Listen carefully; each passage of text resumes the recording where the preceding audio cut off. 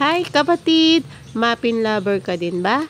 Mahilig ka sa chocolate at gusto mo yung mapapakapi ka sa sarap.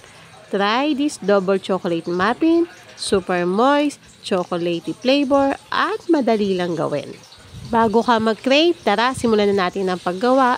Sa isang mixing bowl, pagsamahin natin ang all-purpose flour, cocoa powder, baking powder, baking soda, salt at sugar. Gamit tayo ng salaan para sure na walang buo-buo na dry ingredients. Mix lang natin at iset aside muna. Sa isang separate na bowl, ilagay natin ang egg. Gamit tayo ng sour cream para super moist at rich ang ating muffin.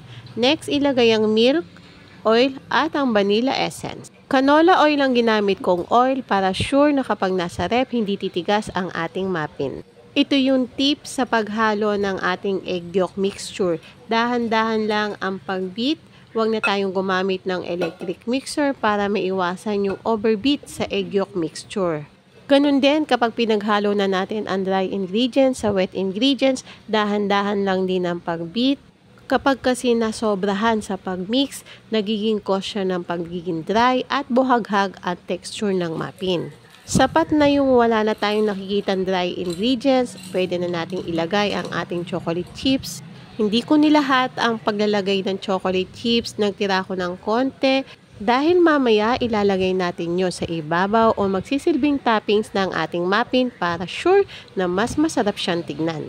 After ma-fold ang ating chocolate chips sa ating chocolate butter, pwede na natin ilagay yan sa ating muffin cupcake liner. Sakto sa 6 pieces itong ating recipe, pero kung gusto nyo madami ang inyong gagawin, doblehin nyo na lang yung dami ng ating recipe.